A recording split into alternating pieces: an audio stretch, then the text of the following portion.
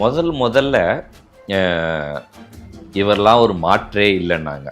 5-6% வாங்குறாங்களா பாருங்க, இலக்காரமா சொன்னாரு. அதுக்கடுத்து பார்த்தா கொஞ்ச நாள் அப்படியே போயிட்டே இருந்தது. தேர்தல் பிரச்சாரம் சூடு பறகுது. விஜய் அவருக்கு ஆதரவு பெருகிட்டே இருக்குன்றத பாக்குறாங்க. இந்த 8லேருந்து அப்படியே டபுள் ஜம்ப் 15க்கு வராங்க. ஒரு 15 வரைக்கும் வாங்கினா பெருசுங்க. அப்புறம் திடீர்னு பார்த்தா 20ன்ட்டாங்க. நீங்க போட்டவங்கல எல்லாருமே இதுதான் இருக்கும். நீங்க SIRல எடுத்த நம்பரை பாருங்க. இதில் கணக்கு போட்டாலே 1-1.5 கோடி சாலிடா ரீச் ஆகுது டிவிக்கே நம்ம பேசணும். இப்போ எனக்கே ஒரு ஷாக்கிங் எப்படின்னா, ஃபாதர் ஜெகத் காஸ்பர்னு ஒருத்தர் இருப்பார். திமுக ஆதரவாளர்னு சொல்லுங்க. ஆதரவாளர், ஆனா ஸ்ட்ராட்டஜிஸ்ட், பொலிட்டிக்கல் ஸ்ட்ராட்டஜிஸ்ட். நேருக்கு எப்பவுமே அவர் தான் பேக்கெண்ட்ல ஒர்க் பண்ணுவார். அவர் 25% கிராஸ்ன்னு சொல்றாரு. சில இடங்களில் 35% கிராஸ்ன்னு சொல்றாரு. நம்மளும் பேசியிருக்கோம் தேவா. எல்லாரும் 8ன்னும் போது 15 பத்தி பேசியிருக்கோம். எல்லாரும் 15ன்னும் போது நம்ம 20லேருந்து 25 பேசியிருக்கோம். இப்ப எல்லாம் 25க்கே வராங்களே. அடிச்ச கைப்பிள்ளைக்கே அடி வாங்கினவனுக்கு என்ன, அடிச்ச திமுகக்கே இவ்வளவு டேமேஜ்னா அடி வாங்கின அதிமுகக்கு எவ்வளவு டேமேஜ்? என்னுடைய கேள்வி இப்படிதான் போகுது.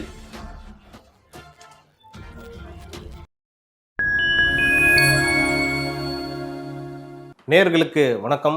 இன்றைய சீகே டாக் நிகழ்ச்சியில் பல்வேறு அரசியல் மற்றும் சமூக நிகழ்வு குறித்து உங்கள் சீகேவோடு பேசவிருக்கிறோம். வாருங்கள் நிகழ்ச்சிக்குள் செல்லணும். வணக்கம் சார். வணக்கம் தேவா. சார், கடைசி நாளில் இருக்கோம். நாளை எதுக்கு கடைசி நாள்? நாளையிலேருந்து ஒரு புது கவர்மெண்ட் வரப்போகுது. இன்றைய கவர்மெண்டோட கடைசி நாள். இந்த அரசியல்லேருந்து இதுதான் கடைசி நாள் சார். நாளையிலேருந்து ஒரு ஃப்ரெஷ்ஷாக புது அரசியல் நோக்கி தமிழ்நாடு நகரப்போகுது. அதை பற்றி தான் நம்மளோட டிஸ்கஷனும் இருக்க போகுது. ஸோ நம்ம இன்னைக்கு எதை பற்றி பேசலாம்னா, 2 வருஷத்துக்கு முன்னாடி கட்சி ஆரம்பிச்சார் சார். அப்போ எவ்வளோ பேச்சு பேசினாங்க. இவரெல்லாம் ஒரு நடிகர், என்ன வாங்குவார், அது வாங்குவார், இதை வாங்குவாரான்னு சொல்லிட்டு இன்னைக்கு இவ்வளோ % வாங்குவார். நான் இந்த டேட்டா தான் நான் எடுத்தேன். நம்ம டிஸ்கஷன் பண்ணும்போது எனக்கு அதான் ஷாக்கிங்காக இருந்தது. எல்லாருடைய இதுவும் நான் அப்படி பார்த்துட்டு வந்தேன். நம்ம என்னென்னலாம் நம்ம பேசுவோம்ல, என்ன பேசுகிறோம், இந்த டாபிக் டிஸ்கஷன்ஸ்லாம் வரும்போது பார்த்தேன். முதல்ல இவரெல்லாம் ஒரு மாற்றே இல்லைன்னாங்க. எனக்கு நல்ல ஞாபகம் இருக்குது. ஓகேவா?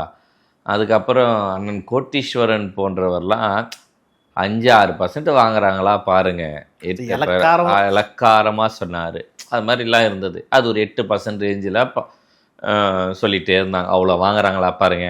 இங்கே துரைமுருகன் டேபிளில் உட்காந்து எவ்வளோதான் போங்க அப்படின்னுவார். இங்கே முனுசாமிலாம் உட்காந்து அவ்வளோதான் போங்க, நீங்களாம் 20 சீட்டுக்கு மேலே குத்துறாங்களா பாருங்க பிஜேபி. எல்லாம் என்னென்னமோ பேசினாங்க இவங்கக்குள்ள இந்த கண்டென்ட்லலாம். அதுக்கடுத்து பார்த்தா கொஞ்ச நாள் அப்படியே போயிட்டே இருந்தது. தேர்தல் பிரச்சாரம் சூடு பறகுது. விஜய் அவருக்கு ஆதரவு பெருகிட்டே இருக்குன்றத பார்க்குறாங்க. நம்மள மாதிரி பொது உடைமையில பேசுகிறவங்க கூட டிவி கேக்கு ஏன் பார்க்கக்கூடாதுன்றத பேச ஆரம்பித்த உடனே இவங்களுடைய மாற்றங்கள்லாம் இந்த 8லேருந்து அப்படியே டபுள் ஜம்ப் 15க்கு வராங்க. ஒரு 15 வரைக்கும் வாங்கினா பெருசுங்க என்னங்க அப்படின்னு சொல்லி சொல்கிறாங்க. நம்ம வீடியோ பார்த்துருப்போம். ஆமாம், அப்படி இருந்தது. அப்புறம் திடீர்னு பார்த்தா 20ன்ட்டாங்க. எப்போனா தேர்தல் சொல்லிக்கிட்டு, ஆமாம் தேர்தல் நேரத்துக்கு அப்படின்ன உடனே இது இந்த 20ன்றது எல்லாரும் தேர்தல் நாள் வரைக்கும் 15க்குள்ளேயே நின்றுட்டு இருந்தாங்க. தேர்தல் அன்னைக்கு கூட என்னங்க இது சூறாவளி பெருசு, இதை பாருங்க விஜய் மாற்றே இல்லைங்க, இதை பாருங்க ரெவன்யூ போன தேர்தலை விட இந்த தேர்தல் 20 லட்சம் ஓட்டு ஏறி இருக்கு, இது என்னங்க மாற்றம் அப்படின்னாங்க. நம்ம அதுக்கு ஒரு வீடியோ போட்டோம். ஏன்பா நான் இந்த நம்பர்ல பாருங்க, நீங்க போட்டவங்கல எல்லாருமே இதுதான் இருக்கும். நீங்க SIRல எடுத்த நம்பரை பாருங்க, இந்த ஓட்டெல்லாம் எங்க போயிருக்கு, இதெல்லாம் நம்ம ஒரு கணக்கு போட்டு எல்லாத்தையும் சொன்னோம். இதில் கணக்கு போட்டாலே 1-1.5 கோடி சாலிடா ரீச் ஆகுது டிவிக்கே நம்ம பேசணும். அதுக்கப்புறம் அப்படியே கொஞ்சம் கொஞ்சமா மாறுறாங்க. 20%க்கு ஒத்துக்கினாங்க அப்படின்னு. இப்ப எனக்கே ஒரு ஷாக்கிங் எப்படின்னா, ஃபாதர் ஜெகத் காஸ்பர்னு ஒருத்தர் இருப்பார். திமுக ஆதரவாளர்னு சொல்லுங்க. ஆதரவாளர், ஆனா ஸ்ட்ராட்டஜிஸ்ட், பொலிட்டிக்கல் ஸ்ட்ராட்டஜிஸ்ட். நேருக்கு எப்பவுமே அவர் தான் பேக்கெண்ட்ல ஒர்க் பண்ணுவார். சர்வே ரிப்போர்ட் கொடுக்கறதுலேருந்து எல்லாமே பண்ணுவார். அவர் ஒரு மீடியாவில் 25% அக்ரி பண்றாரு தேவா. ஆமா, நானும் பார்த்தேன். எனக்கு அப்படியே ஷாக் ஆயிடுச்சு. அவர் எப்பவுமே உண்மையே கரெக்டா பேசுறவர். ஆனா எப்பவுமே சார்புல தான். நான் சார்பு எப்பவுமே நான் இப்படி வேணா சொல்றேன். இந்த பக்கம் அண்ணன் ரங்கராஜ் பாண்டே, இந்த பக்கம் ஃபாதர் ஜெகத் கஸ்பர், 2 பேருமே தி பெஸ்ட் பொலிட்டிக்கல் அனலிஸ்ட் அப்படின்னு நான் சொல்லுவேன். நான் பர்சனலா சொல்றேன். ஆனா இவங்க ஒரு சார்பா இருக்காங்க, இவரு ஒரு சார்பா இருக்காரு. நான் இன்னைக்கு காலையில ஒரு கேள்விப்படுறேன். நான் ஒரு முக்கியமான ஒரு பிஜேபிக்காரை பார்க்குறேன். நான் என் குருநாதர் அண்ணன் ரங்கராஜ் பாண்டே தான். என்னங்க சொல்றாரு உங்க பாண்டே? நீ நினைக்கிறதுலாம் இல்லப்பா, எல்லாம் மாறி போச்சு, களமே வேறன்னு சொல்றாருங்க அப்படின்னு சொன்னார். அவர் எதை சொல்றாரு நான் எனக்கு புரியுது, நான் சொல்றேன், ஓப்பனா சொல்ல முடியல. ஓகேவா? அதே மாதிரி இந்த பக்கம் ஜெகத் காஸ்பர் அவர் எனக்கு ரொம்ப பிடிச்ச மனுஷன். நான் சொல்கிறேன், அவர் அவரை மாதிரி டெடிக்கேட்டடாக ஒரு விஷயத்தை எடுத்து வேலை பார்க்குறவங்க இல்லை. நான் பார்த்த வரைக்கும் சொல்கிறேன். கீழே இருக்கிறவங்கெல்லாம் நெகட்டிவ். எனக்கு ஒரு கருத்து அவர்கிட்டயுமே சில விஷயங்கள் நான் பார்த்துருக்கேன். ஒரு கருத்தால் எப்படி எதிர்கொள்ளணும்னு பார்ப்பாரு. அதே போல் ஒரு ஸ்டேஜுக்கு மேலே இது சரி வரல அப்படின்னா அது தேவை, இது வளர்ச்சிக்கு தடையாக இந்த இதுவாக இருக்கும் அப்படின்னு நினச்சாருன்னா அப்படியே இக்னோர் அடுத்ததை சேஞ்ச் பண்ணணும்னு நினைக்கிறேன். நிறைய விஷயம் அவர்கிட்ட நான் பார்த்துருக்கேன். மிஸ்டேக்ஸ் ஒத்துக்கக்கூடிய ஆள். ஆமாம். அவர் 25% கிராஸ்ன்னு சொல்கிறாரு. சில இடங்களில் 35% கிராஸ்ன்னு சொல்கிறாரு. ஏன்னா அது இருந்தால் தான் வெற்றிக்கான வாய்ப்பு. அவர் 20 சீட்டு வரைக்கும் ஜெயிக்கிறதுக்கு வாய்ப்பு இருக்கு. இப்போ எனக்கு என்ன தோணுதுன்னா, ஒருவேளை 150-200 தொகுதி தொற்றுவாங்களோ. இப்படி அதாவது நேத்து எப்படி பேசினாங்க, இன்னைக்கு எப்படி பேசுறாங்க, நாளைக்கு என்ன நடக்கும்? இப்போ நான் என்னன்றேன், நம்மளும் பேசியிருக்கோம் தேவா. எல்லாரும் 8ன்னும் போது 15 பத்தி பேசியிருக்கோம். எல்லாரும் 15ன்னும் போது நம்ம 20லேருந்து 25 பேசியிருக்கோம். இப்ப எல்லாம் 25க்கே வராங்களே. நம்ம அண்ணன் கோட்டீஸ்வரன் மாதிரி ஆள் என்ன இப்ப பேச ஆரம்பிச்சிட்டாருன்னா, அவரெல்லாம் ரைட் ஹேண்ட்ல லெஃப்ட் ஹேண்ட்ல ஹேண்டில் பண்ணுவாங்க, அண்ணன் எடப்பாடி தாங்க அப்படின்னு சொன்னவரு இப்போ விஜய் அவர் யாரெல்லாம் பாதிச்சாருன்னு பேசிட்டு இருக்காரு. அண்ணன் திருமாவளவன் பாதிக்கப்பட்டார், இதை நம்ம எப்பயோ பேசணும். ஓகேவா? காங்கிரஸ் பாதிக்கப்படுது. ஓகேவா? அதுக்கப்புறம் தேமுதிக, அதுக்கப்புறம் அதிமுகல சில அவர் கொஞ்சம் அந்த விசுவாசத்துல இருக்காருன்னா அப்படி வராருன்னு வச்சுக்கோங்க. அடுத்தது பாமகவில் கொஞ்சம், அது ஆல்ரெடி ராமதாஸ் கொஞ்சம் பிரிக்கிறாருங்கன்னு. ஆனா கொஞ்சம் அப்போ அதிமுக அலைன்ஸ்ல பெருசா போச்சுன்னு சொல்றத அவர் தவிர்க்கிறாரு. ஆனா ரியாலிட்டி புரிஞ்சுக்கிட்டா அதை ஒத்துக்கிறாங்கன்றது நமக்கு தெரியுது. நான் கொள்கை பற்று, கொள்கை வெறியர்கள் அப்படின்ற திமுகவுடைய அலைன்ஸ்லயே பெரிய துண்டு விழுது, பெரிய இடி விழுது, அடி விழுது, துண்டு விழுது. அப்படின்னா அதிமுகக்கு என்னையா டேமேஜ்? அடி வாங்கின கைப்புள்ளைக்கே, அடிச்ச கைப்புள்ளைக்கே அடி வாங்கினவனுக்கு என்ன அப்படின்னா, என் கேள்வி என்னன்னா, அடிச்ச திமுகக்கே இவ்வளவு டேமேஜ்னா அடி வாங்கின அதிமுகக்கு எவ்வளவு டேமேஜ்? என்னுடைய கேள்வி இப்படிதான் போகுது. சரியா? எனக்கு இப்பெல்லாம் ரொம்ப கான்பிடென்ட் ஆகுது.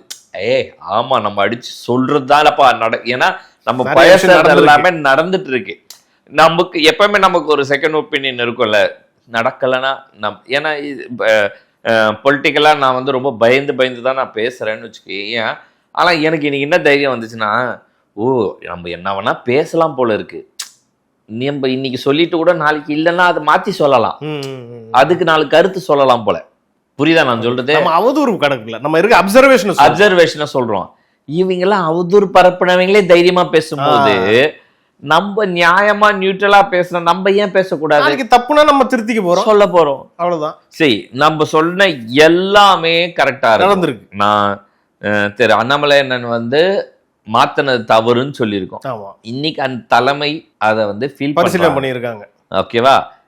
இன்னைக்கு எலெக்ஷன் முடிஞ்சானே பிஜேபி தலைமையே மாறுமான்ற நம்பிக்கை வந்தாச்சு. காங்கிரஸ் தலைமையை பத்தியும் பேசணும், அது வேற. அது ஆல்ரெடி கவுண்டடு, அது கவுண்ட் 1 2 3. அதுக்கு பெருமைக்கு நீ பிரச்சாரத்துக்கே வராதான் திருத்தி அனுப்பிச்ச ஆளுங்க தானே, அது ஒரு டம்மி பீஸ் விட்டுடு. ஓகேவா? இங்க நடக்கிறத சொல்லுவோம். ஸ்ட்ராங்கா அதை பண்ணிடும் இதை பண்ணிடும்னு சொன்னவங்களா, எடப்பாடியில இண்டிபெண்டன்ட் கேண்டிடேட் அந்த சம்பவம் நடக்கிறதுக்கு 10 நாள் முன்னாடி நீங்க பேசினேன். நடந்தது. அங்க ஒரு கேண்டிடேட் எடுத்தாங்க, அறிவிச்சாங்க, அன்னைக்கே பேசணும். அன்னைக்கு நம்ம சொன்னதெல்லாம் அடுத்த ஒரு வாரம் 10 நாள் ரீச் ஆகி வருதோ ஏதோ ஒண்ணு. நான் சொல்ல நல்ல விஷயங்கள். நான் எந்த ஒளிமறைவு வச்சுக்கல.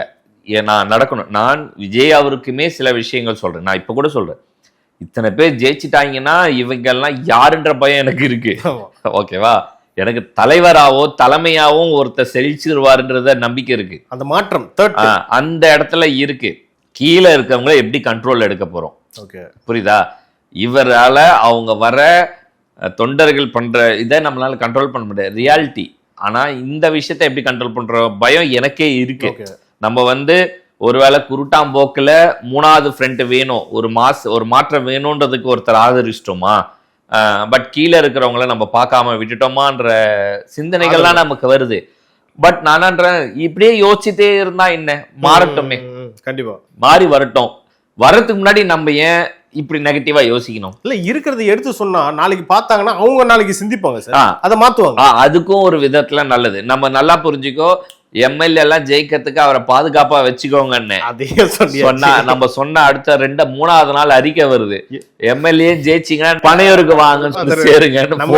ஒரு ரெசார்ட் புக் பண்ணி அவங்களுக்கு தனியா பாதுகாக்கன்னு சொன்னா, நீங்க பனையூருக்கு வாங்கன்னு சொல்லிட்டீங்கன்னா அந்த பரந்தூரா ஒரு லிஸ்ட்ல இருக்குது. அப்புறம் பேசுவோம் சார், அது வரும்.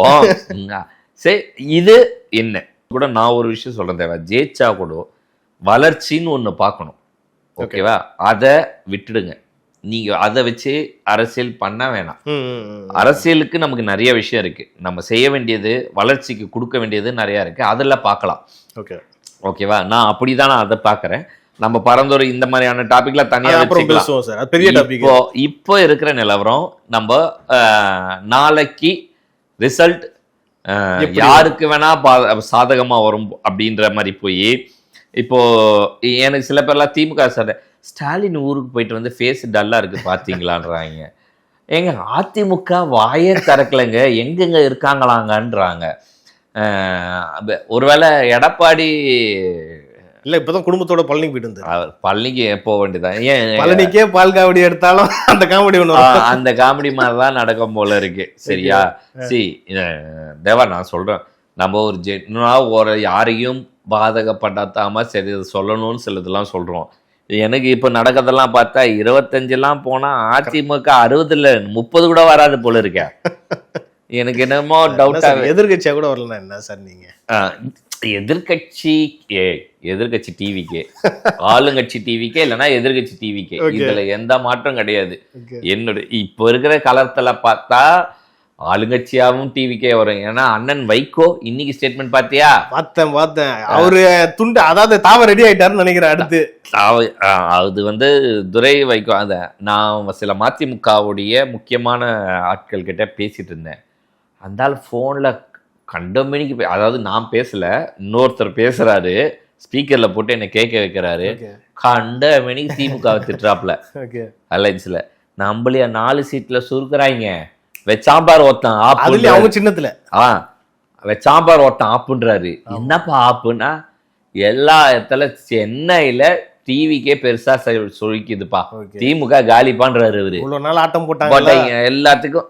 அவரு நான் சொல்ற கூட்டணிப்பா, நேத்து வரைக்கும் ஒன்னாவா கட்சி வேலை செஞ்சவங்க. அவங்க சொல்றாங்க, இப்ப இதெல்லாம் நம்ம பார்த்தா நாளைக்குடைய ரிசல்ட் வேற மாதிரி தான் வரும் போல இருக்கு. சார், வைகோ எவ்வளவு ஒரு எக்ஸ்பீரியன்ஸான பொலிட்டிஷியன். அவர் சொல்றாரு தாவேக்கா ஒரு முக்கிய சக்தியா மாறிடுச்சு அப்படிங்கிறாரு. அது நம்ம இதை என்னைக்கோ சொல்லிட்டோம். ஓகேவா? தாவேக்கா தான் தமிழகத்துடைய எதிர்காலம். ஒண்ணு. அடுத்த எதிர்காலம் வரும் கூடிய விரைவில் நம்ம சொல்றோம். நம்ம சொல்றது நடக்கும், நடக்குது. அது எப்ப லாஸ்ட் மினிட்ல வைகோ சொல்றாருன்னா அவர் மனசுல ரொம்ப நாளா இருந்திருக்கு. ரிசல்ட்ல நமக்கு சாதகம் இல்லைன்றதுனால கூட சொல்லலாம்ல, அப்படி எடுத்துக்கலாம். இப்படி சொல்லு. சரி, நான் வரும் நான் சொல்லல. ஆனா அவங்களுக்கு ஏதோ இப்ப நான் திருப்பி நல்லா புரிஞ்சுக்கோ, திமுக தான் ஜெயிக்கிற மாதிரி இருக்குன்னா அங்கதானே அந்த 4 எம்எல்ஏ குப்பை கொட்டி ஆகணும். கண்டிப்பா. அப்ப அவங்களுக்கு சார்பா தானே பேசிருக்கணும். விஜய பத்தி பேசக்கூடாதுல்ல, இப்படிதானே இருக்கணும். அவரே இப்படி இருக்கிறாரு, கசி விட்டாரு ரிசல்ட். அப்படிதான் நான் நினைக்கிறேன். சரியா? நாளைக்கு நம்ம காலையில ஆரம்பிப்போம். ஓகேவா? என்ன நடக்குதுன்னு கொஞ்சம் கொஞ்சமா பார்ப்போம். ரொம்ப இன்ட்ரெஸ்டிங்கா இருக்கு சார், சத்தியமா. ஏன்னா சொல்றேன்ல, இப்ப வைகோவே பேசுறாரு, ஜெகத் காஷ் 2 பேருமே திமுக ஆதரவாளர் 2 பேருமே. இப்ப 2 பேருமே ஓரளவுக்கு வெளியே சொல்ற போது வைகோ அவரை வேற அவர் ஒரு சீனியர் பொலிட்டிஷியன், அதை நான் பாக்குறது டிஃபரெண்ட். ஆனா ஜெகத் காஷ் சார் பாக்குற விதமே வேற. நான் இந்த பொலிட்டிக்கல் அனலிஸ்ட்ல இன்னைக்கு இருக்க சென்னேரியில நமக்கு நம்ம ஒரு மென்டாருன்னு சொல்றோம்னா, இந்த பக்கம் அண்ணன் ரங்கராஜ் பாண்டியவும், இந்த பக்கம் நான் ஜெகத் காஷ் தான் வைப்பேன். ஆனா இவங்க 2 பேரோட இன்புட்ஸ் அவ்வளோ ஒரு நியூட்ரலைஸ்டா ப்ராப்பரா இருக்கணும். நான் முன்னாடி சொல்றேன். நான் இப்ப அதே மாதிரி அவங்க சார்புக்குன்னு வரும்போது இதே அண்ணன் ரங்கராஜ் பாண்டே தனியா நின்று என்னதாங்க பண்ண போறீங்கன்னு கேள்வி கேட்டவர் இன்னைக்கு அவர் ஒரு மாற்றா மாறிட்டாருன்னு பேசுறாரு. ஸோ இதுதான் ரியாலிட்டி. இதைதான் நம்ம முதல் நாள்ல இருந்து சொல்றோம். அவர் ட்ரை பண்ணது இவர் எப்படியா சேர்த்து அதிமுக ஜெயிக்க வச்சு அது ஒரு அஜெண்டா எல்லாருக்குள்ளயுமே போற மாதிரி போயிட்டு இருந்தது. பட் அது நான் சொல்றேன்னா, அண்ணன் ரங்கராஜ் பாண்டேக்கும் சொல்றது, ஜெகத் காஷ் சாருக்கும் சொல்றது, நம்ம பேச சார்பு இருக்கு. எனக்கும் ஒரு சார்பு இருக்கு, எல்லாருக்கும் ஒரு சார்பு இருக்கு, எல்லாருக்கும் ஒரு சார்பு இருக்கு. ஆனா நம்ம பேசுறது மக்கள், நம்மளை பார்க்கறது பொதுமக்களுக்கு என்ன சரி என்ன தப்பு, சரியா? நான் இந்த இடத்துல ஒரே விஷயம் தான் சொல்றேன். திமுக லா அண்ட் ஆர்டர்ல ஸ்ட்ராங்கா இருந்துச்சுன்னா இன்னைக்கு இந்த வீழ்ச்சிக்கு பத்தி யோசிக்க வேண்டிய வேலையை முடியாது. நான் சொல்றது ஆளுங்கட்சி, நான் 200 சீட்டு நான் முன்னாடி ஒரு தடவை சொல்லியிருப்பேன், அது நடக்க கூட வாய்ப்பு இருந்துரும். கண்டிப்பா. ஏன்னா இந்த ஆட்சியில பல திட்டங்கள்லாம் கொண்டு வந்தாங்க, இல்லைன்னு நான் சொல்லல. ஆனா திட்டங்கள் கொண்டு வந்தாலும் எது கெட்டதுன்றதா ஃபர்ஸ்ட் நமக்கு நினைக்க வரும். வளர்ச்சிகள் சமமாக சரிசமமாக எல்லாத்துலயும் இருந்தது. நான் ஒரு பிசினஸ் மேனா திமுகவுடைய திட்டங்களோ இதுக்கோ நான் எங்கேயுமே நெகட்டிவ் சொல்ல மாட்டேன். ஆனா லா அண்ட் ஆர்டர், கஞ்சா போன்ற விஷயங்கள், பெண்கள் பாதுகாப்பு, இதுல பெண்கள் பாதுகாப்பு, இந்த மாதிரி விஷயத்த உடனே ரியாக்ட் பண்ணிருக்கணும், உடனே நடந்திருக்கணும். அட்லீஸ்ட் 1-2 நடந்துச்சுன்னா அப்படியே மூடி ஒரேடியா அதை க்ளோஸ் பண்ணிருக்கணும். என்கவுண்டர் ஒருத்தர், நான் சவுத் சைடு ஒரு விஷயம் நடந்தது, பெண் ஒரு விஷயம், ஜெயலலிதா பீரியட்ல அரெஸ்ட்லாம் பண்ணாங்க, 2வது நாள் முடிச்சுட்டாங்க. என்கவுண்டர் நடக்கிறது பார்த்துக்கலான்றது, அதுதான் பயத்தை உருவாக்கும். இந்த ரயில்வே ட்ராக்ல முகாம்பாக்கத்துல ஒரு பெண் சுவாதின்ற பெண் வாயிலேயே வெட்டினா, அது ஒரு மாதிரி ஒரு இருந்தது. ஆனா அத கொஞ்ச நாள்ல அந்த தண்டனைன்ற விஷயத்த காமிச்சிட்டாங்க. அதுக்குள்ள 1008 சர்ச்சை இருக்கு. அது ஒருத்தர் தான் பேசுறாரு. ரியாலிட்டி நல்லா புரிஞ்சுங்க. ஒரு அரசாங்கமா தவறான ஒருத்தர் எடுத்து தவறான ஒரு தண்டனை உருவாக்க பண்ண மாட்டாங்க. புரியுதா? நல்லா புரிஞ்சுக்கோ. அதுவும் ஜெயலலிதா போன்றவர், ஏன்னா அவர் அந்த அம்மா சங்கராச்சாரியார் மேலேயே கேச போட்டவங்க, தப்புன்னு செஞ்ச. எனக்கு நான் கேள்விப்பட்டேன், எனக்கு அங்க உள்ள இருந்த ஒரு சோர்ஸ் நல்லா பழக்கம். அந்த நேரத்தில் என்னங்க நடந்ததுன்னு நான் விசாரிச்ச போது சொல்றாங்க, சில பேர் அவர் நம்ம சமுதாயத்துல சேர்ந்த ஒரு பெரியவர், நம்ம எல்லாரும் மதிக்கிறவர், அவர் பேர் பண்ணா. அப்ப அந்த அம்மா சொன்ன ஒரு ஸ்டேட்மெண்ட்டை நான் கேள்விப்பட்டேன். எனக்கு அதுதான் அந்த லேடி மேல ஒரு பெரிய ஒரு மரியாதை, அந்த அம்மா மேல. நான் அந்த லேடின்னு கூட சொல்றது நான் தப்பா நினைக்கிறேன், அந்த அம்மா தான் நான் சொல்லணும்னு நான் நினைக்கிறேன். செத்தவரும் அதே சமுதாயத்தை சேர்ந்தவர். ஆமா, கரெக்ட். அந்த ஸ்டேட்மெண்ட் இதுதான் லீடர். நீ இந்த மாதிரி ஒரு அஜெண்டா வச்சு ஒரு விஷயத்த பேசும்போது நீ கவுண்டர் சொல்லியிருந்தா நான் டக்குன்னு ஸ்லிப் ஆயிருப்பேன். ஆனா சொன்னவங்களுக்கு ஒரு கவுண்டர் கொடுத்தோம் பார்த்தியா, அடுத்து அவங்க பேசவே மாட்டாங்க. நீங்க ஒரு விஷயம் சொன்னீங்க சார், செத்தவரும் அதே சமுதாயம். அந்த இடத்துல எந்த சமுதாயம் இருந்தாலும் ஜெயலலிதா அம்மையார் அதல்ல, நான் அதான் சொல்றேன். நீ அதை வச்சு என்ன லாக் பண்ணணும்னு எடுத்துட்டு வர. நீ நல்லா புரிஞ்சுக்க, நீ என்னுடைய க்ளோஸ் ஃப்ரெண்டு, நீ என்னுடைய க்ளோஸ் அசோசியேட், நீ என்கிட்ட ஒரு விஷயத்த எடுத்துட்டு வைக்கும் போது நான் நீ சொல்றதை நான் கன்சிடர் பண்ணு, எப்பவுமே பண்ணும், எல்லாருமே பண்ணும். இப்ப விஜய்க்கு இப்போ அந்த ரெட்டி ஒருத்தர் கூட ஃப்ரெண்டா இருக்கா, நாளைக்கு ஒரு விஷயம் கொடுக்குறாருன்னா அது எடுத்துப்போம். சபரீசன் ஒரு விஷயம் சொல்லலாம்னு எடுத்துக்கலாம். ஆனா சபரீசன் மாதிரி ஆனாலும் ஸ்டாலின் கிட்ட சொல்லும் போது ஸ்டாலின் இல்ல இப்படின்னு சொல்லணும். ஆனா அதான் ஸ்டாலின் செய்வாரான்னு எனக்கு நம்பிக்கை இல்லை. ஆனா ஜெயலலிதா அம்மா பண்ணாங்க, அதுதான் லீடர்.